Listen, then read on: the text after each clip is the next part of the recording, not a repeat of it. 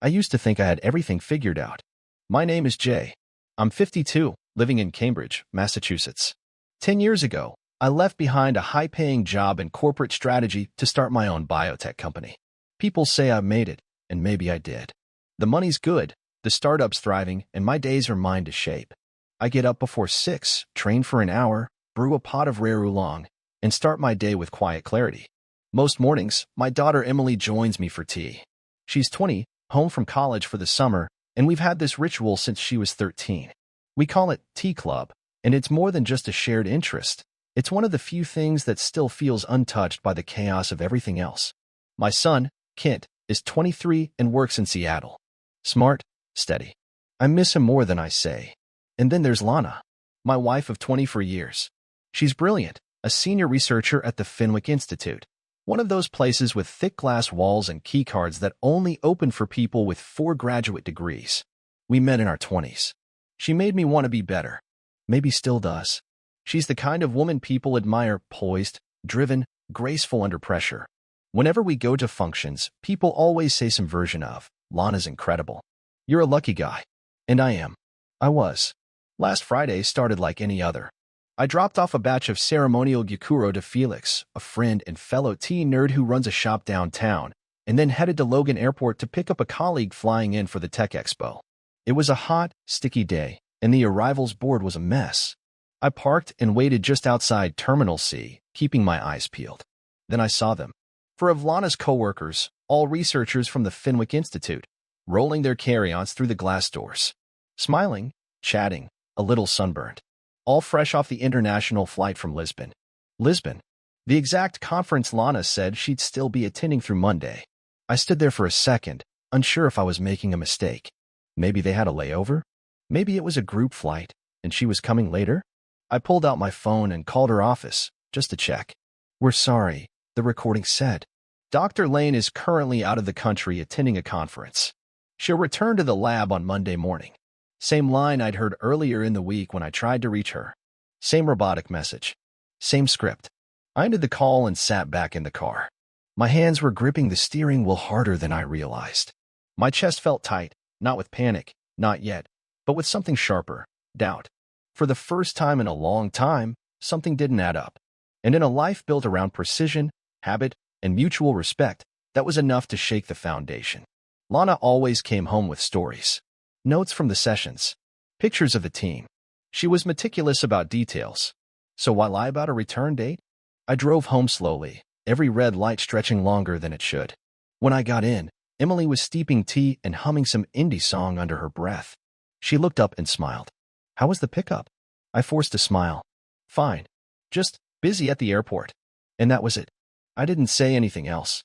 Not yet. But something had cracked open. Just a sliver. Enough to let in the air. Enough to start unraveling the life I thought I understood. I didn't sleep much that night. I kept going over the timeline in my head, trying to convince myself it was a misunderstanding. Maybe Lana's flight got changed last minute. Maybe she extended her trip without updating her out-of-office message. But I'd seen them. Her team. All of them. Smiling in tan with their souvenir tote bags, like they'd just come back from vacation. The next morning, I went to the tea house. It's not really a business, more of a backroom in Felix's shop.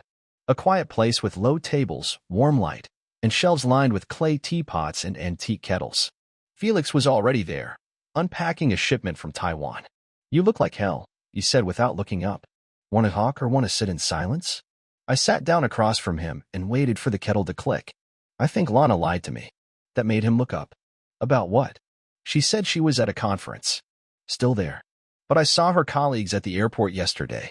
They were just getting back. Felix frowned and poured hot water over the leaves. "You sure?" "Positive." He slid a cup toward me and leaned back. "You want my cousin to take a look?" I blinked. "Your cousin?" "Marcus. PI/cybersecurity guy. Helps companies with leaks and asset recovery. But he does personal jobs too." Quietly. I hesitated. I wasn't the kind of man who spied on his wife. We'd always given each other space, trusted that space was being respected. But something felt off, and not in a way I could ignore. "You trust him?" I asked. "With my life. And more importantly, with my secrets." By that evening, I was sitting in a cafe across from Marcus, who looked more like a middle school math teacher than a private investigator. wire rim glasses, fleece vest, calm voice. Academic conferences, he said, sipping his tea, are the perfect cover. Lots of travel, lots of cash, minimal oversight. If someone wanted to run a side operation, legal or not, that's where they'd start. What kind of side operation? I asked. Depends, he said. Some just cheat. Others build secondary lives. He didn't say it like a joke. He said it like someone who's seen the worst. I gave him the basics. Her routine, the dates, the travel schedule. Her tote bag, the one she took everywhere, and the car she used, an electric Lexus she drove most days. Marcus nodded, pulled out a tablet, and tapped a few things. We'll start with the car. GPS logs are easy to get, especially if you've synced it with your phone. And the tote. He smiled. I can install a tag. Won't interfere with anything. You'll never know it's there. That night, I checked our house. Not because I thought I'd find anything, I didn't, but because I needed to see it through different eyes. The closets were neat. Her drawers were untouched. Her toiletries were all lined up the way they always were. Nothing was out of place. And that was what bothered me most. The house was too perfect. Like it was staged. Like nothing ever happened here at all. The next morning, Marcus sent me the first scan. Lana's car had been making regular stops, always midweek, always between 11 a.m. and 3 p.m., to a series of private estates west of the city. Quiet roads, big gates, no listed businesses. No reason to be there. I stared at the map for a long time. And that's when I knew. This wasn't just about cheating. Not anymore. 2 days later, Marcus showed up at my office with a laptop, a manila folder, and a look that told me everything was about to change. I need you to see this, he said, shutting the blinds. I locked the door. He opened the laptop and started a video. The footage was grainy but clear enough. A luxury villa with white shutters and an ocean view deck. 6 people walked in together. Lana was one of them. Her hand brushed another man's arm as they entered. Same group each time? I asked, though I already knew the answer. Marcus nodded. Every trip. Same 5 colleagues. Same private properties. Always booked under fake names or holding companies. No record on the university ledger. He clicked to a folder of still photos. The group lounging poolside in Tuscany, gathered in a rented chalet in the Berkshires, exiting a rental SUV at a lodge in Jackson Hole. Not one frame of actual research or presentations. Just wine glasses, shared rooms, and catered dinners. This goes back almost 19 years, Marcus said. Always the same pattern. International conferences with extended stays. Domestic retreats disguised as off-site collaborations. And always together. My chest tightened. So it's not a fling. It's a structure. It's a system, he said quietly. And I don't think it stops at adultery. He handed me the manila folder.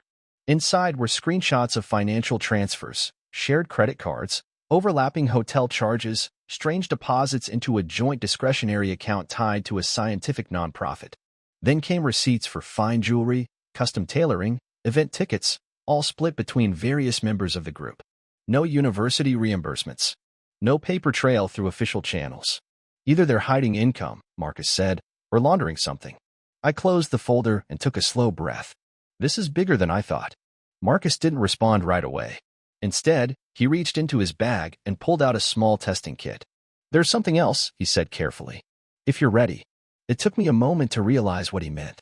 DNA? He nodded. I can run a preliminary paternity screen using hair samples. Discreet. Fast turnaround.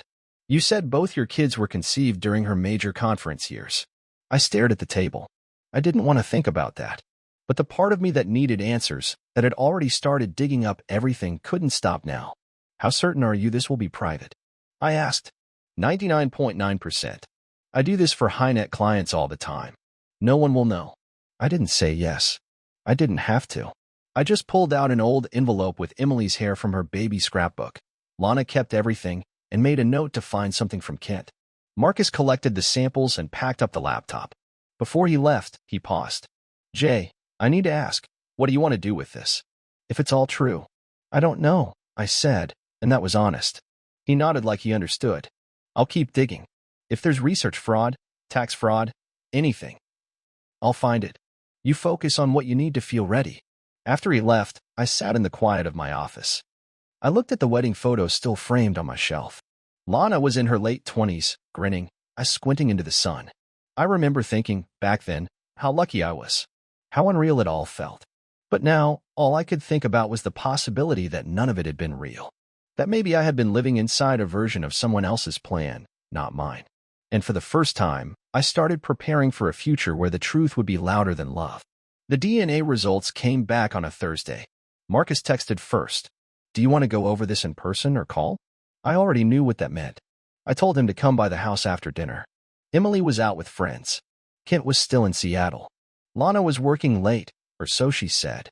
I didn't care anymore. Marcus arrived just after 8. He didn't bring his usual laptop or folder this time. Just an envelope.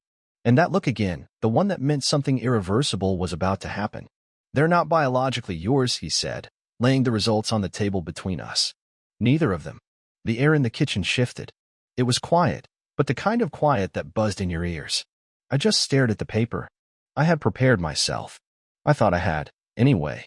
But reading the words, seeing the raw data in black and white, that cut deeper than anything, I felt something in me split. Not just anger. Not just heartbreak. It was like the floor cracked open beneath everything I'd built. I raised them, I said, more to myself than to Marcus. I rocked them to sleep. I taught Kent how to ride a bike. I used to carry Emily around on my shoulders through the whole science museum. Marcus didn't say anything. He knew better. I pressed a palm to my forehead. My body felt heavy, like grief had its own gravity. "When?" I asked finally. "When did she decide to build a whole damn family on lies?" We can trace the first major anomaly to a retreat in Denver. About 23 years ago, just before Kent's birth. The pattern's consistent after that. I nodded slowly, like I could somehow process betrayal by measuring it in data points. Felix came by the next evening. I needed someone to talk to who wouldn't try to fix it, just sit with it. He brought puer and 2 cups. No words for the first 15 minutes, just the earthy scent of dark tea and the occasional clink of ceramic. After a while, I told him everything. Not just the results, but how deep the whole thing went. The villas. The overlapping trips. The lies stitched into the bones of our life. He didn't interrupt. Just listened. "You ever think about what a marriage really is?" I asked him. "All the time," he said. "It's not about the ceremony or the tax forms. It's about the weight of your promises. If someone drops theirs, the whole thing collapses." That stuck with me. That night, I lay awake in the dark, staring at the ceiling. Emily's bedroom light was still on down the hall. I knew I had to tell them. I didn't want to, but they deserved to hear the truth from me. I knocked softly on her door. "Hey," she said, surprised. "You okay? Can we talk?" She sat up on the bed. I sat across from her in the chair by the window. "There's something you need to know," I said. My voice didn't shake. "I found out this week that I'm not your biological father. Or Kent's." Her face went blank, then slowly crumpled into disbelief. "What are you talking about?" "I had tests run. Quietly. I had reasons. I'll explain everything, and I will never stop loving you, not for a second. But I think it's time we stop pretending everything is normal." She didn't cry. Not right away. But I saw it in her eyes, the heartbreak, the identity crisis, the wave of confusion I had just handed her like a torch. I told Kent the next night over video call. He didn't say anything for a long time. Just nodded. Then said, "You're still my dad." That doesn't change. But it did. For all of us. In the middle of the unraveling, I made one decision. I would not lash out. Not yet. Instead, I planned. Lana's 25th work anniversary gala was just 2 months away. Every one of her so-called colleagues would be there. And I was going to make sure it was a night no one would forget. I didn't tell Lana I knew. Instead, I became the doting husband again. I brought her breakfast on weekends. I asked about her projects. I offered to pick her up from the lab, knowing full well she'd say she was staying late. It made her comfortable. It made her careless. And that was exactly what I needed. Marcus kept digging, and what he found wasn't just marital betrayal. It was institutional rot, misused grants, falsified travel logs, ghost expenses routed through research sub-accounts. There were 6 of them, Lana and 5 other scientists. Their lies woven together through 2 decades of deception. I decided I wouldn't confront her alone. I wasn't going to yell in the kitchen or leave a letter on her pillow. No, this deserved a stage. And an audience. So I started reaching out to the others. Not her colleagues, their spouses.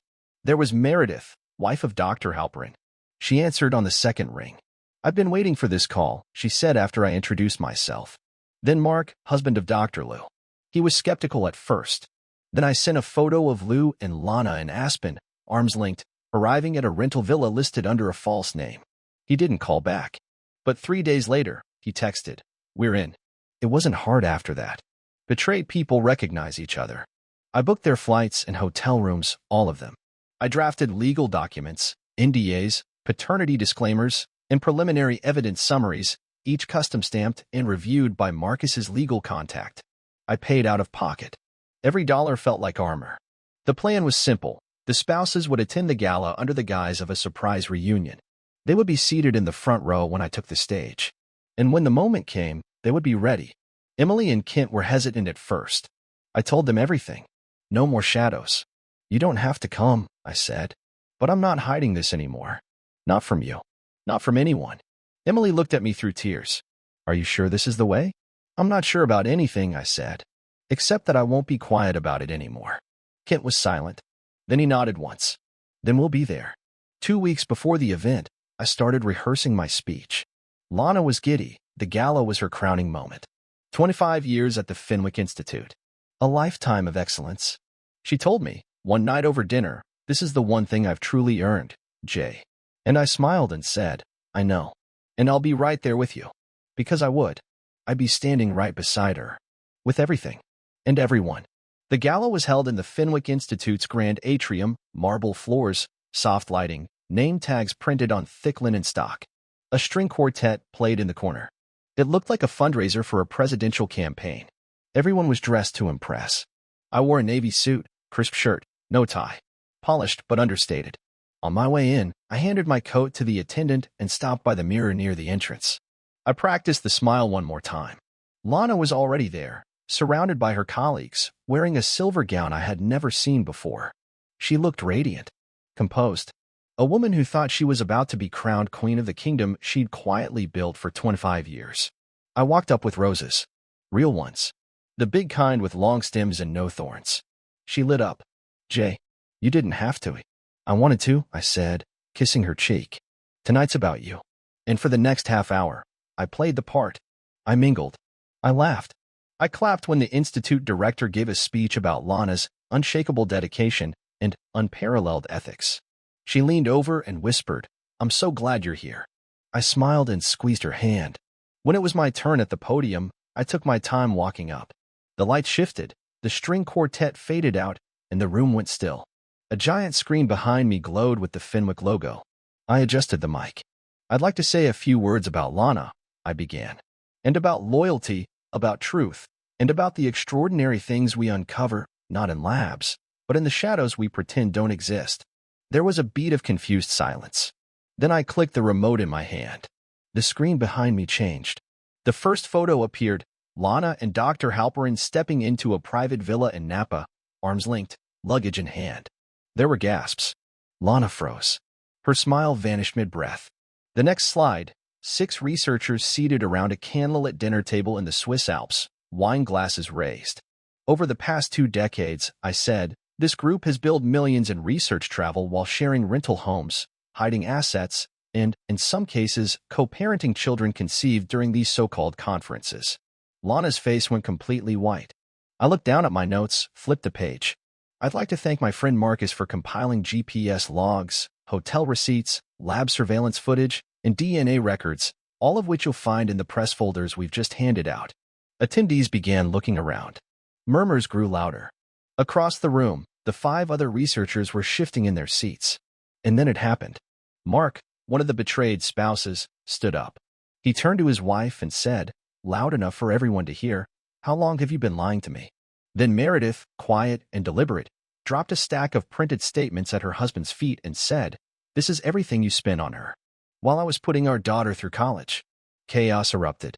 People started shouting. One woman slapped her husband's arm so hard it echoed. Someone dropped a wine glass. And in the middle of it, Lana just stood there shaking, silent, trapped. I waited until the noise began to crest. Then I pulled a final envelope from my inner pocket and walked it straight to Lana. Inside, divorce papers. Signed. Dated. "For the record," I said, meeting her eyes, "I did love you. For a long time. But I won't build my life on a lie." I turned back to the crowd, raising the mic once more. "To the Institute. I hope you take a closer look at who you're elevating. And what they're doing when no one's watching. Then I stepped down from the stage. Behind me, the screen flashed a final slide, a timeline of every falsified expense, every trip, every betrayal. And for the first time, Lana couldn't rewrite it. She couldn't hide it. It was all right there, in the spotlight. By the following week, all 6 of them were gone. The Fenwick Institute issued a vague press release about personnel restructuring and an internal audit. But word traveled fast. Within days, the story leaked to industry blogs, then mainstream science news. Lana and her group didn't just lose their jobs, they lost their reputations. Funding evaporated. Research partnerships ended overnight. Papers were pulled. Institutions that once begged them to keynote suddenly had no openings this year. Marcus made sure the right files reached the right inboxes. No scandalous headlines, just the kind of quiet professional collapse that leaves people withering in silence. I wasn't in it for revenge. I was in it for the truth. And the truth had a weight to it. A quiet one. Not satisfying. Not sweet. Just final. After the gala, Lana tried to reach out once. She emailed a 5-line apology that didn't use the word sorry once. Just phrases like, things got complicated, and I never meant to hurt you. I didn't respond. Instead, I moved out of the house 2 weeks later. I left her the kitchen table, the guest bedroom furniture, and the fake smiles she'd used to build her other life. I took my books, my tea set, and the only 2 things that mattered, Emily and Kent. They weren't biologically mine, but blood never raised a child. Love did. I sat them down again, this time with no printed charts, no evidence folders. Just me. Just honesty. I don't expect this to make sense, I told them. But I'm here. Always. Kent nodded. I don't need a lab to tell me who my father is. Emily didn't say anything at first. She just hugged me for a long time. In the months that followed, I set up 2 irrevocable trust funds using a portion of what I recovered from the group's civil settlement. Marcus had helped coordinate that part, tracing diverted grant money, inflated stipends, and 3 research accounts that mysteriously linked back to personal expenses. I want you both to have a future untouched by all this, I told them. Not because of what she did, but because of what I still believe family should mean. Kent used some of the funds to launch a startup of his own. Emily went back to school in the fall, this time majoring in environmental law. They processed the betrayal differently. Kent cut all ties with Lana, refused to speak to her. Emily, though, she met with her, said she needed to hear Lana say it out loud. Whatever closure she got, she never shared the details. But she still calls me Dad, and that's enough. 6 months after the gala, I sold the house and moved into a quiet apartment overlooking the Charles River. Clean walls. No memories. Just quiet. I started dating again, slowly. Nothing serious. Just learning how to share coffee with someone without wondering what they're hiding. Once a year now, I meet with the other spouses. We have dinner somewhere casual, nothing fancy. We talk about work, life, how strange everything still feels sometimes. We toast to healing, not to moving on, just to moving. And that's what I've learned. The truth won't fix everything, but it gives you the ground to start walking again.